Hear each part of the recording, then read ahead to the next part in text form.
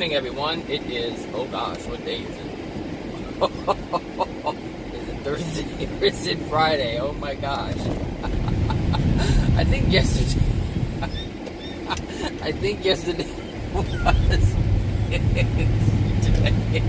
That's so funny to me. Gosh, I'm lost. I think it's Thursday. So if it's Thursday, happy Thursday. If it's Friday, then happy Friday. I don't know. If it's the weekend, then you know what? Surprise!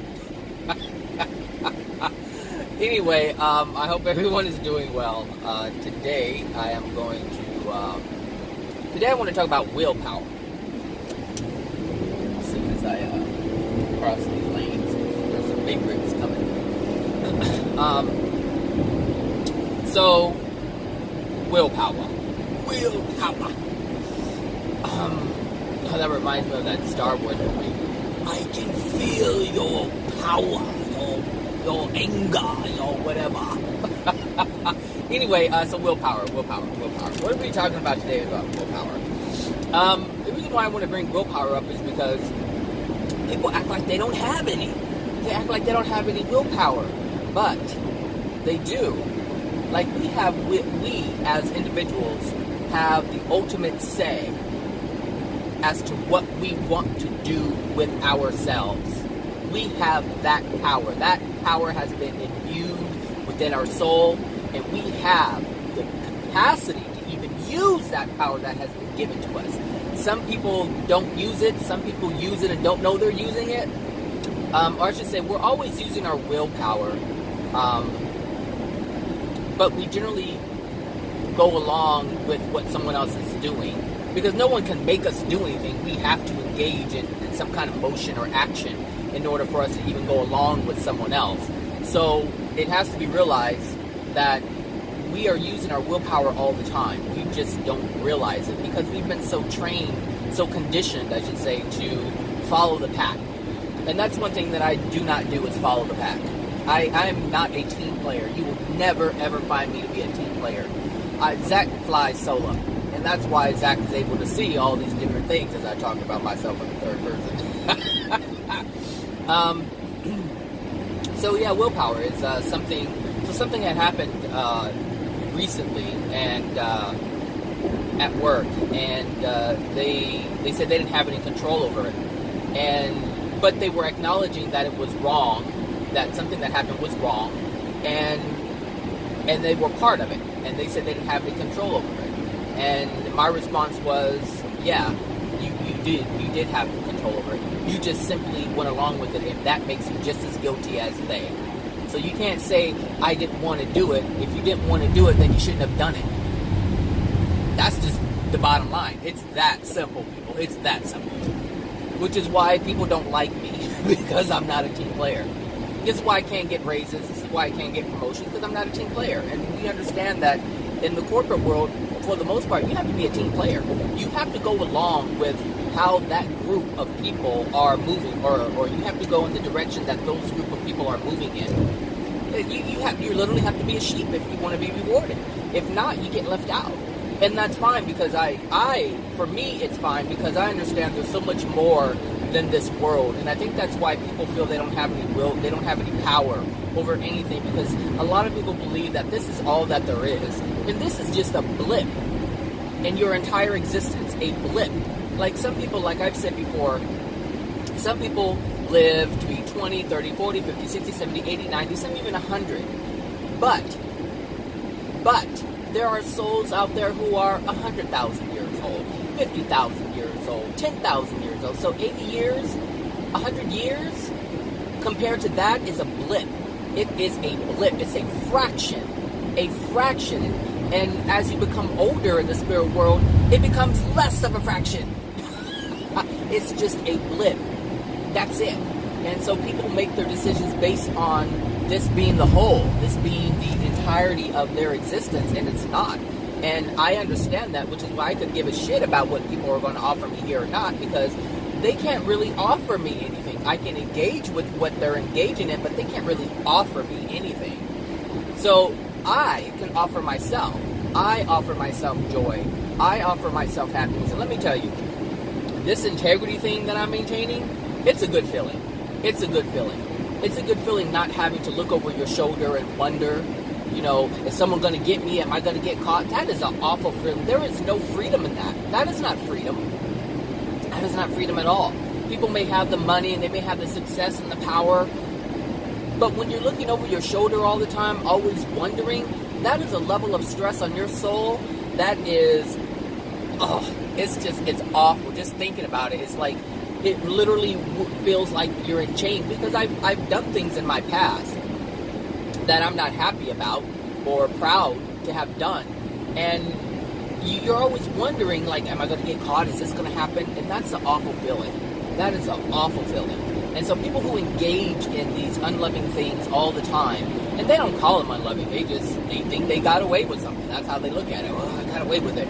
But how can you really feel you've gotten away with it when you're always looking over your shoulder, always wondering, always thinking about, because those things haunt you. Those things haunt you. Just think about the things that you've done that you know were unloving, and how they come up over and over and over, and they just surface out of nowhere, or you're reminded because of something.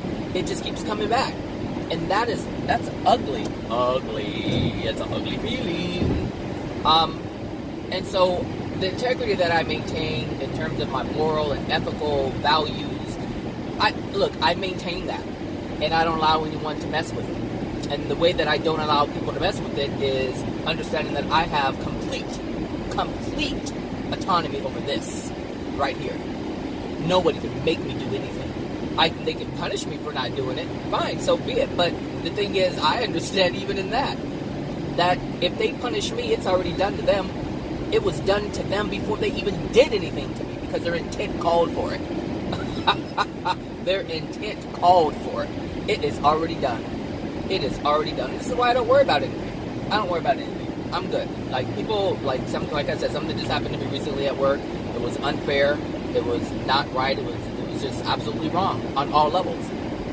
And the thing is, there were many people involved in it, and they were all supporting each other, and they didn't want to have anything to do with truth. They didn't want to have anything to do with anything that was of any ethical or moral standard. They didn't want to have anything to do with it, and so they carried it out in an unloving way. And so it is written upon their soul, and now they're going to have to pay for it, each and every last one of them. And I can't be angry about it. Now, I felt the pain, and that's where the anger came from, because I wasn't willing to feel the pain in the moment. But that's the only thing that happened to me in terms of my soul. Like, I degraded my soul in that respect, but I didn't allow them to do it. It was me. Does that make sense? Like, I didn't. So let me explain that just a little bit. I was angry that it was happening, but I wasn't angry at them. I was angry at disappointed, really. I was really disappointed. That was the feeling that I had. I was really disappointed that these people who claim to be, you know, management or upper management or executive manager or whatever, these people who claim to be in this position of, you know, fairness, it's like it wasn't there. And that's what was disappointing.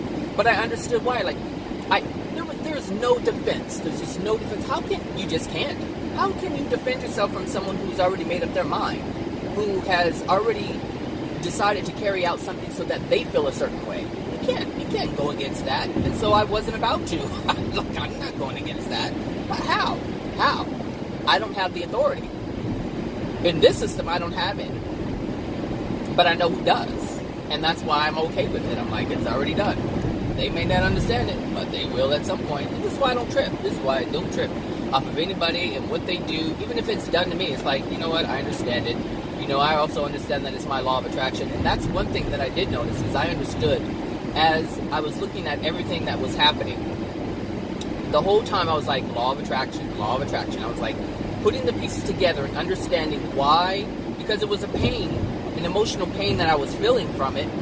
So I was like, okay, I'm feeling something. This is a message. What is the message? This is crazy, Zachary. This is what I was doing. I was like, what's the message? What's the message? And I didn't see it in the beginning because, as I was saying, the anger was surfacing, and you can't figure out anything in that. And so maybe a couple of days later, which is actually yesterday, maybe more than a couple of days, but yesterday, I had a dialogue with someone who was involved with it, and there were some things that I had, some truth that I had let out that I was holding in, so I just let it be known. And then after I did that, after I spoke that, not my truth, but the truth in terms of what happened, and I let the person know exactly why it was happening, and everything, like I was able to see where it was coming from, and after I let that out, I was able to see so clearly everything as to why it was happening, and it had a lot to do with my father and my mother. And so this was interesting because my father wasn't in my life, but a male presence was. And so this is important because everything that happens to you in regards to male, female, it has to do with the masculine, feminine. And this is important to understand because if you're interacting with the female, why are people doing this? This is the second day. I don't know if you remember, I just washed my car and these people want to wait until I get in back of them and they want to wash the windshield. But I would just make it worse if I started doing mine. So, and this is something, this is a law of attraction event. There's water being put on my windshield, right? And it's creating something, but it's a message. It is a message, and this is what I'm saying. When it was happening, after it happened, I expressed myself to that individual about, what actually happened. I could see how all the components were coming together. I can see the female presence or the feminine presence. I can see the male presence, and I was able to see the lack of the male presence, even though the male presence was there. And I was like, why is this happening? And I was looking at it, I was like, okay, this has to do. So there's some things, because I told you, I ask, I truly want to know what is blocking me. What are the emotional injuries that are within me? Now, my mind would say, oh, I don't have any emotional injuries from my father, but I know that can't be true. But the thing is, the mind, the illogical aspect of my mind that still exists, will say, oh, well, my dad wasn't in my life since my parents divorced when I was 2, so he didn't really do anything to me. But understand that there was a lack of his presence. A lack of his presence. And it's because of the lack of his presence, when he had already agreed, when you have a child, you're making an agreement with God that you are going to look after his child because we're his child. I'm not my father's child. My father's like a caretaker of me, and I know that's kind of hard for people to understand, but the soul, which is God's creation, that's what I am. I'm not a physical body. My mom and dad, or what I call mom and dad here, helped create my physical body. That's their part in it. They said, okay, basically what's happening is they're saying, okay, I know that God's going to send a soul down, and I am a willing participant to co-create with the Creator in terms of allowing his child to have a life experience here. And that's what's basically happening. So, how did I get on that? Lord Jesus.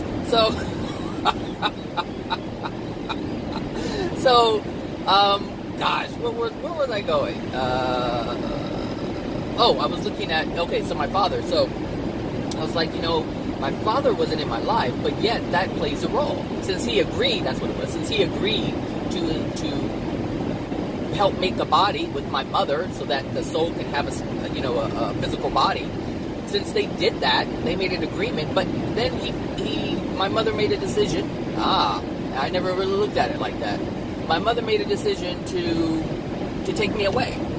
But it was based upon the unloving things that he was doing. So he wanted to become abusive, so she left. And so she took me with her.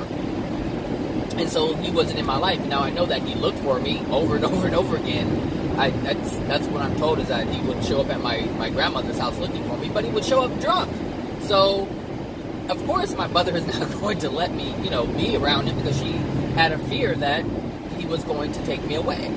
But what I'm saying is his absence played a role in my life. And so, even though I may not acknowledge it because maybe I've suppressed it, and this is what I'm talking about. Obviously, there's something there with the male that is suppressed because there was a huge part that the male played in this thing that happened. But it was the absence of the male. Even though the male was present, there was an absence, and that is my life in terms of my father. And so I was looking at this, and this is why I wasn't getting that angry, because I was angry that it happened, you know, but I was still looking at it like, what, this is happening for a reason, you know, why is this happening? Because everything happens for a reason. There's always a reason for everything. Even if it's unloving, there's a reason that is happening. And so this is what I was looking for, you know, and I ask all the time, I want to release that which dwells within me.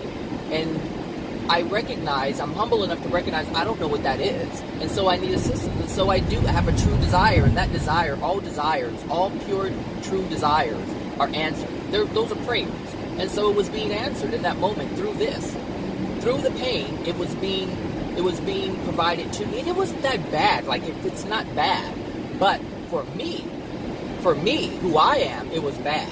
Someone could care less. But for me, it was bad because I don't get involved in anything. Like, I never get in trouble. That's just not who I am. So when something comes along and paints or puts some paint on me when I'm trying to keep my canvas as wide as possible, like, it throws me out. And so this is why it was annoying.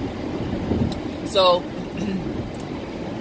then, you know, this is what I'm saying, is I was looking for the reasons. And I was getting it. I was getting the message. The message was being delivered.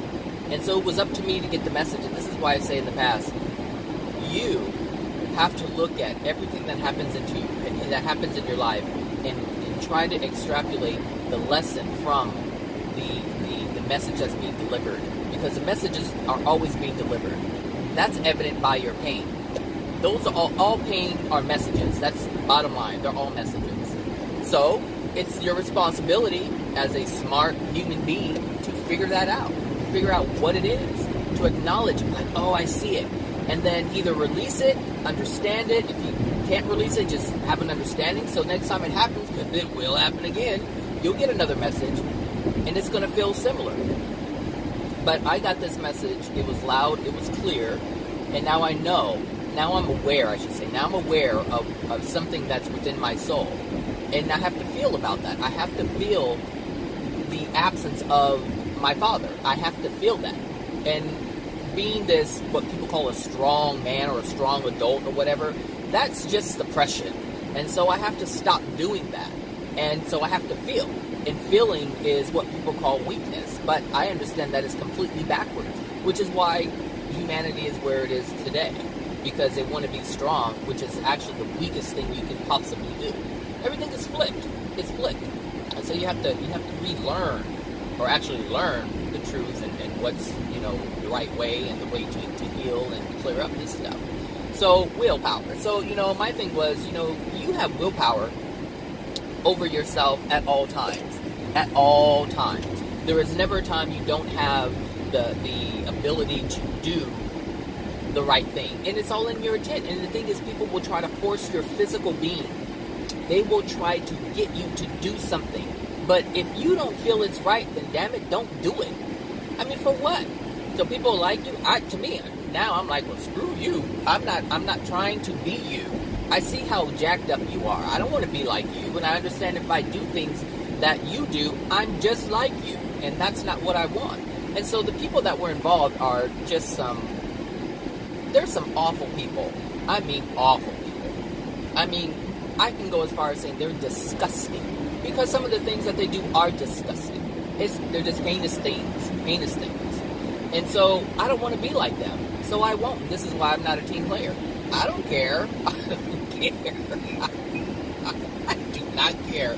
I do not care. I remember they used to give me awards. You know, oh, here's an award for a job well done. It meant nothing to me. Because of where it's coming from. Where it's coming from. Why would I... Blech, blech. I'm serious. Blech. That's how I feel about it. It's like, okay, it's just like this. It's like someone who is a pedophile, who is a adulterer, and they're like, oh, you do work, I'm so proud. It's like, but you're so degraded. How? I'm not accepting anything from you. Well, you're not the standard, and you're trying to act like you're the standard? Like, what? No. And this is how I feel about it when I used to get awards from people who I knew did these unloving acts, these disgusting acts. So, I'm loving using this horn. I used to never use a horn. I used to think, oh, don't do that. Don't use a horn. Now, I lay on that thing until they move. Oh my gosh. I did it yesterday. I don't know how long they must have been listening to music and they were on their phone, so they didn't even hear the horns. I just laid on it. Like, there was no toot toot. It was just like, for good, 10 seconds maybe. They just did not want to move. So anyway, I digress. So yeah, your will, you have willpower to control yourself. You don't have power over anyone else, and that's the problem. Most people want power over you, but understand you have power over you at all times. Even if they have your physical being locked up, in cuffs, roped, tied up, it doesn't matter what they do with your physical being. Your intent is what matters. And the thing is, if you have intent, if your intent is pure, and you have the freedom to move your physical body, then you make sure your physical body is in alignment with your intent. You understand? If your intent is to not engage in something, if you don't really want to engage in something, you better make sure your physical being does not engage in it. If you want to be a loving person, and you know that the decision that needs to be made is a certain decision that is in harmony with love, you better make sure your physical being is in it, because once you do something that is out of alignment, your actions, even though your intent be like, I don't want to do it, but if you allow someone to force you to do it, you are going along with it. You are just as guilty. So don't allow someone to control your physical being, and don't allow someone to control your mind like that. To control you to move your physical being the way they want you to move. Oh, hell no. Hell no. I mean, you can do it. I'm not saying don't do it. I'm just saying it's not a good thing to do. It would be in your best interest if you didn't do things like that. And so this person who really says they didn't really want to do it, but they had to do it, I'm like, okay. And my thing was, hey, you did what you felt you needed to do. And then later on, it was like, well, I didn't want to do it. Then why'd you do it? Oh, well, I just didn't have a choice. Oh, you had a choice. And you made it. And now you have to live with it. And that's what I said. Those were my parting words. My parting words were, hey, I have to live with it. You live with it. And that was it. And I could feel, when I said that, I could feel the energy just drop in that person. Because that person, and in that moment, knew. In that moment, they realized I did something that I knew I shouldn't have done. And I do have to live with it. Like, it's done. Like, I affected this person in a negative way. And for them, there really wasn't any reason for it. But looking at the grand scheme of things, looking at the universe, looking at the law of attraction, it was supposed to happen. It was supposed to happen because I asked for it. And this is I told you guys a couple of videos ago, in the prayer video that I made about why your life gets worse when you pray. This is why. This is a prime example of why your life gets worse when you pray. When you ask the Creator to help you. Hold on a second.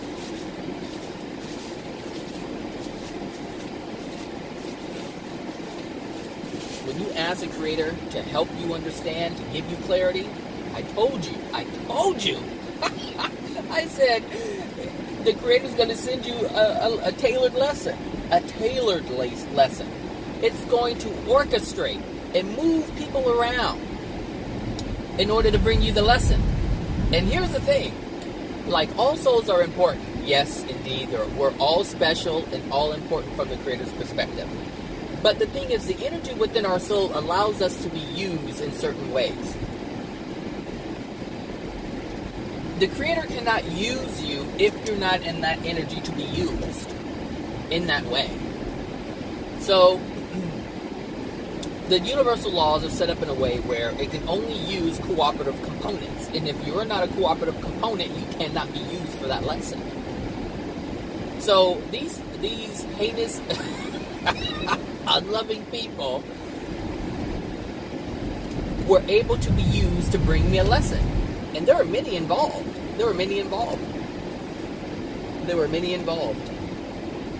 And I told you I'm not liked, and I told you the reason why, because I'm not a team player. Like, look, as an example, years ago we went on a business trip, and one person was kind of nervous being on the airplane because they don't usually fly, and this other person had some, how would I describe it? Has some prescription medications, okay, that obviously were prescribed for them for whatever reason. And that person thought it was okay to give the other person one of their prescription medications. So this person isn't a doctor, isn't a nurse, isn't anything like that, is not working in the medical field, and gave it to them. And this person has a managerial position. And that person had no idea how the person was going to be affected by the medication, but that person felt that, hey, I'll do it. And I was like, I wasn't involved with it, but I was sitting in the middle, so this person had to actually reach across and give this person the pill. So the person took the pill, whatever. But the person who gave the pill said to me, if you say anything, I'll just deny it.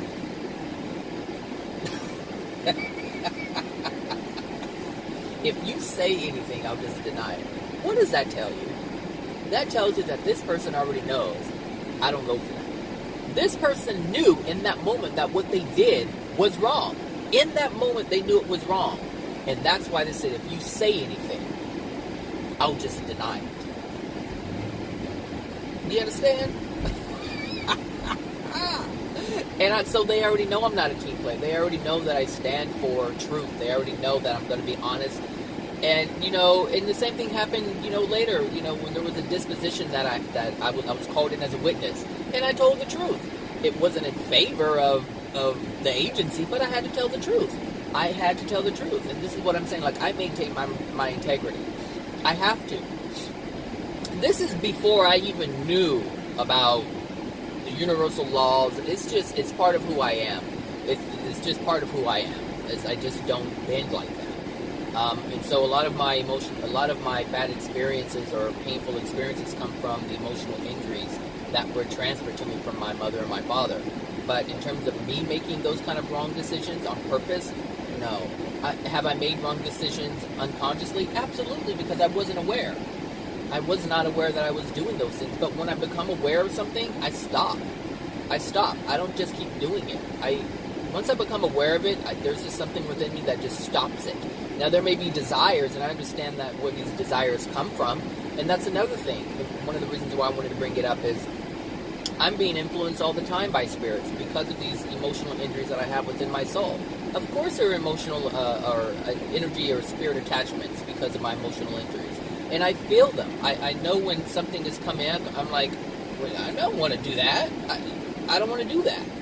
But the urges are still there, and I can tell because I'm starting to become more aware of, or I should say it's becoming more easy to identify when they're present, and it's their influence that is being pressed upon me. And how I'm starting to recognize this is that it's like I can see it from the outside. It's not my pure desire. So it's not something that I'm blinded to. It's not like, like if I see a piece of fruit, right? I love fruit. If I see a piece of fruit, I'm like, ooh, I want that. Do you understand? I can tell if it's my desire because it's not from the outside. But when I'm sitting here and there's like a strong urge for sex or something, I'm like, I noticed it. Do you see what I'm saying? I noticed that it came into my mind, and that's how I know. That's how I know if it's a spirit influencing me, or I'm feeling their desire, I should say. Because if they have a desire, they feel it, I feel it. That's how it works. So I don't know if people understand how spirit influence works. But if they have a desire, you feel it a desire. You almost feel it as your own if you're completely unaware. So if you may have a feeling to try drugs, where is that coming from? If it came from the It's like, okay, you're just sitting there and all of a sudden, you're thinking about drugs. It's like, where does that come from? If you're not trying to suppress anything, it's like, where's that coming from? Well, it comes from a spirit wanting or having that desire. And that's it. And then you'll feel it. You're like, oh, and you'll feel like a desire, a curiosity for it. But it's like, where did it come from? And this is how I know if spirits are, or if I'm feeling a desire of a spirit, or if it's my own. And so I'm feeling it. I feel them when they're present. I know what I want for myself. I know that I desire like even eating differently. Like I desire healthy foods. Like I just desire healthy food. That's what I crave really for myself. It's something that I have a pure desire for. But when these hamburgers and fries come into play, I'm like, that's not what I want. That's not what I want. That's not what I want for myself. Where is this coming from? And sometimes it's pressing. I'm like, why is there a strong desire? Then I automatically know why there's a strong desire. And this is what I'm saying. I have the power. I have the free will. I have the willpower, I should say, to override those desires that are not mine. Even if they are mine, and my flesh, my body desires something, I understand that I have power to stop it. Especially if I know it's out of harmony with love. And I think I'm going to be late because this traffic is cray. I have to remember to leave early now that school's in session. School is in session. Hear ye. School is in session. So yeah, you have the power over yourself. You have the power to deny what someone wants you to do. You have the power to execute that which you desire to execute. Even if you have spirits who try to hold you back so you don't do the things that you want to do, because spirits who are attached to you want you to do the things they want you to do. They don't want you to do the things you want to do. They're not getting anything out of that unless you're such a degraded soul and you're trying to engage in things to suppress your pain. At that point, they're fine with it. But you have the power. Why? This crazy traffic. You have the power. You have the power. I have, like He-Man, I have the power.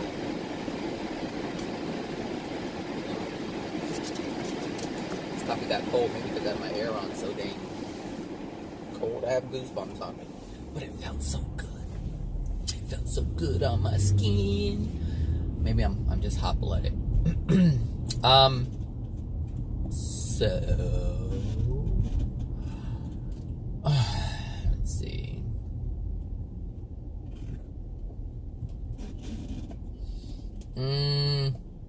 Yeah. I hope it is my desire that you recognize your power, the ability that you have, the control you really have over your life. You have so much power, you have so much authority over it. You have complete authority over it. But most people live as if they don't even have any power. They just go along with it. You can be a team player if you want to. That's fine. I mean, you have that choice. And for the most part, people who are listening to this are team players. And they go along with it. And they're trying to find out why their life is the way that it is. So it's because you're a team player. You're a team player. I mean, really think about the times that you've questioned yourself about, or you've questioned life and the quality of your life. And you ask yourself, why is it like this? I wish things were different. Like, I know people come up with that. I know that crosses their mind. I wish things were different. But you can't find out how to make it different because you're a team player. You're going along with what everyone else is going along with. And the thing is, these people don't know. And for the most part, other people aren't even asking that question to themselves and be serious about it. So that's why I'm saying I hope you can recognize the power that you have. And part of recognizing that power is using your willpower to disengage from those who are not willing to look at themselves. It's like you you have to be aware. You have to be more. The thing is, you have to be aware of yourself, and you also have to be aware of your surroundings. And people, and here's the thing, like, I don't have friends now, but I've had friends in the past, or what I call, or what we all call friends, a group of people that you hang out with and do things with. And there's many times I have risked my life, and I didn't even know I was doing it, because I was just going along with it. You know, it's like if someone has a new car, and if it's a fast sports car or whatever, and you get in it, and they're just like driving crazy, and you're like laughing, and you're like having a good time, but not understanding that you really are jeopardizing your life. And so, just in this small example alone, I can recognize that I was doing things. I was just going. I was being a team player. I was just going. And here's the thing. Yes, was I nervous in the moment? Absolutely. Did I feel uncomfortable? Absolutely. Was I afraid? Absolutely. But my face was like, hey, yeah, this is cool. This is fun. And this is what I'm talking about in terms of a team player. If you're a team player, you will dismiss who you are. You will dismiss who you are. That's what being a team player is. Dismissing who you are and living your life as if you're the other person. You're giving up your will. You're giving up your feelings. You're giving up everything. You're giving up everything to be that other person, to experience what that other person is experiencing. And why? Well, it's for many different reasons. Fear of people laughing at you, fear of losing a friend, or having that person or people not be in your life anymore, not having their support. So you feel, if I do this, then you'll always have their support. Dude, I mean, you must not be from here, because it goes in the same direction. I mean, it's going to the same freeway. But I understand, if you're not from here, then you don't know, right? So, yeah, you give up yourself. You give up who you are in exchange for others. And that happens a lot where I work. People just give themselves, and it's like, I know the devil doesn't exist, but it's like you're just selling your soul you're just giving it to the devil. You're just giving it to the person who, what in tarnation? Lord Jesus, it's not feasible. You can't know. You just get this. You see these people. You see these people. I mean, there's the freeway right there is designed. That area is designed to prevent exactly what that person trying to do. You can't get over. That was never an exit. Okay. All right. We got some things going on. You know what? And I know for some reason you want to get over, but let's see.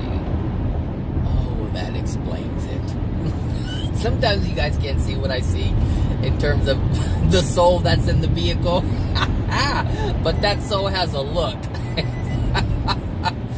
Oh, that's what I wanted to talk about too. It really not as a whole video, but I guess I'll just throw it in here. I used to, when I was little, I used to notice patterns. That's one thing something about me is I notice patterns. And so I noticed that people with certain physical characteristics, physical attributes, their facial, the way they're developed, whether it's their face, their body, their walk, how they move. There are certain things that I've noticed that these people share certain characteristics. They share certain, there's certain things that are within them that cause them to do certain things. And so I could look at someone, and someone with a certain nose would be, I don't want to say what it is, but I want to say, I would know that there's something about them. Like some people, if they have a certain nose configuration, I understand not to trust them. There are certain facial features that are associated with people who lie. And I used to notice this as a kid, and I would watch them, and then it would be validated because I would see them do something, and so it validated my, at that time, was I call, I guess, an assumption, but they're true. And now I understand why why that was even happening and why I noticed that. Like there's certain people who are bald that have certain characteristics, and with the personality, I mean, and so now, you know, I'm like, oh, this is why. So what I was actually noticing growing up was the truth. Like there's certain people who walk a certain way, and I know that these individuals have some issues with their mental capacity. And so, yeah, today is very interesting because everyone's in my way. Apparently things are attempting to trigger me, and I'm not being triggered because, I guess because I'm just so focused on the video, but, yeah, even that. I left on time. The GPS said I'll be there on time, but now it's like all these things are happening that are making me behind, and that's what I'm talking about. When I mentioned my canvas, I'm trying to keep it as wide as possible, and people keep splattering their paint on it. I, for myself, have certain desires, and one of them is to be on time. You know, to be a responsible individual, to always produce the best quality work that I could possibly produce. And so anytime that's someone comes and taints that throws me out. Like I'm like, you know, that irritates me because I'm trying to maintain something for myself, and I can't maintain that because, number one, people keep doing things to me that are causing me or causing my canvas to not be so clean. But what I need to understand fully is that, which I do kind of understand, but usually it's like after the fact, it's my soul condition that's calling these things to me. Does that make sense? So here I'm trying to drive to work. I'm trying to be there on time. I left on time. The GPS said that I was going to be on time, but the universe is putting all these roadblocks preventing my progress to reaching that goal that I have. If that makes any sense, and that's a message. That is a message. And so the only reason why these people are allowed to get in my way is because my soul condition is allowing it. That's and that's why I'm saying the universe is able to use people to bring me a message. And my message is going to be more important because I'm asking for it. So I'm asking for truth. And so the universe is going to use all the cooperative components. And so it's going to use all these people who drive these different cars to get in my way, to not pay attention, to be on their phone, to totally ignore someone who's honking, all these different things to create an experience that's going to affect me, because that event, that experience is going to bring up something emotional. You see what I'm saying? And that's what I meant by that. So, so anyway, what else? What was I talking about? Oh, the facial thing. And so people have a different, like their gait is off. You know, when they're walking, their gait, it's off, and I can tell that there's something going on with them. Like there's just certain little things, like some people walk on their tippy toes. I can see that there's something going on with them, and so it's associated with a specific thing. And I used to notice this growing up. I didn't know what it was. For me as a kid, I just thought, oh, people look like this, they behave like that. People who look like this, they behave like that. And so let me explain why this happens. And why I was able to recognize this pattern. Now, somebody would say, you can't judge someone because of the way they walk. Well, yeah, only an ignorant person would say that because they don't see the pattern. They don't see the pattern. But I've always been able to see the pattern. And so now I understand why that pattern even exists. So that pattern exists because of our emotional injuries. The emotional injuries that are within us cause us to, for instance, there are emotional injuries within a parent, and it causes their child to be autistic. It causes their limbs not to develop. It causes a child not to have sight. It causes all these different things within the child. It causes abnormalities in the brain area. And so the spirit body, which is, you see what I'm saying? Like, my goal was to just hop in front of these cars and so I can't be late, and have this big old SUV stop. But I think it moved because I noticed it. Like, as I noticed it, it started to creep up. So, you know, this is what I'm saying. Like, these messages are being given to me, and so it's up to me to, figure out what they are. So anyway, these how should I say, the emotional injuries affect the development of the child. And so there's certain things, certain characteristics within that person, certain emotional injuries that are within that person that are transferred to the child. And since that child is being affected by these emotional injuries, the body's going to develop in a certain way. You see what I'm saying? And so this is why, like, you can look at someone who has acne, and so someone who has acne, I'm not saying they're born like that, but they end up getting it. And so the reason why they get it is because of suppressed anger. And so I can look at that and know that these people they have a lot of suppressed anger within their soul, and it's trying to come out. It's like all this darkness and rage and hate. They're trying to suppress it, but it's like seeping out, and that's where acne comes from. And so there are different things about people physically that represent emotional injuries. Like, for instance, cancer. Cancer is no different. I mean, some children are born with cancer. Some people develop it later, but it's all from childhood cancer is a little different than people who get it as an adult. Because cancer comes from suppressed anger and grief. So as an adult, you may get it because you've been suppressing it for so long. But as a child, if a child gets it, like if a child gets leukemia, then that's because of a spirit attachment or overcloaking. And so, if a spirit had cancer while they were on Earth, then they hold that energy. And so as they attach to the child, and sometimes grandparents attach to their grandchildren, in efforts to try to protect them, but they don't understand that their degraded state is actually affecting their child more than they're protecting the child. And so that cancer, that energy, I should say, is transferred to the child or being shared with the child, and that child will develop cancer, and that's how that happens. So, there's just certain things that I've noticed, in people. Like, I can look at a bald person, I can look at a person with an itty bitty nose and know that something's going on. Like, I know something specific about them. I can tell if someone's fat. Now, everyone's fat in different ways, but some of them have a certain look. Some of them look like a pig, and so there's certain. I'm not trying to be mean, but some people have a piggy look. Some people are just fat, but they don't have a piggy look, and some people have a piggy look. And there's certain characteristics or behaviors that are exuded from that type of individual, and it's based on the emotional injuries that are within them.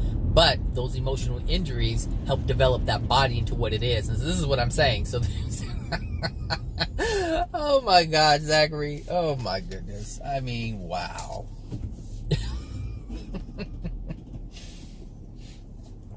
Oh my goodness.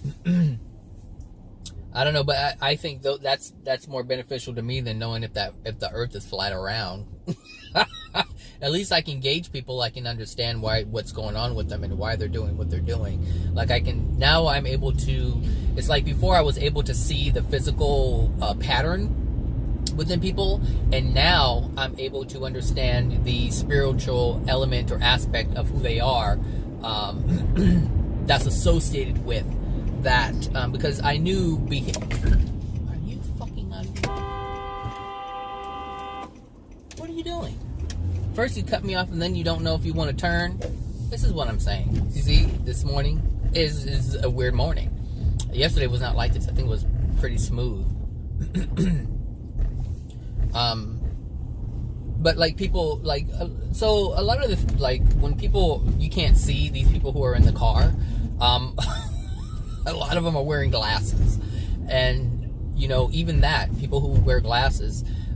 So people who wear glasses, people who have vision issues, even if it was from when they were a child, it's because they're not seeing something.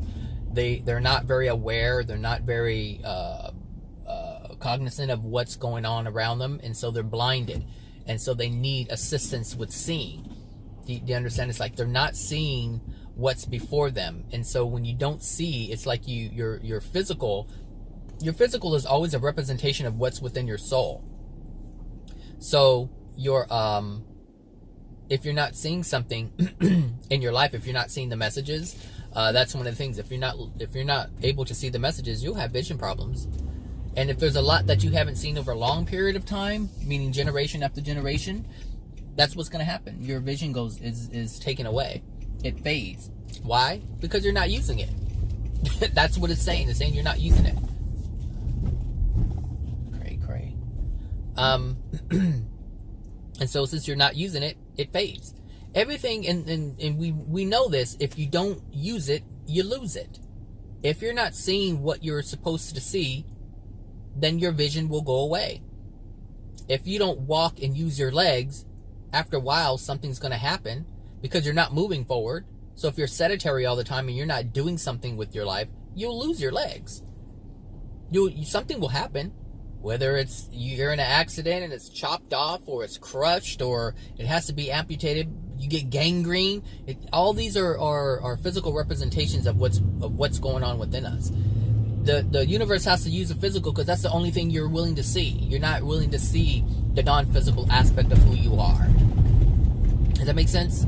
Anyway, I'm almost close to work, and so I'll just leave it at that and say, I'll go help you guys have a great Thursday. I think today is Thursday. And I will talk to you guys later. All right? Take care. Bye now.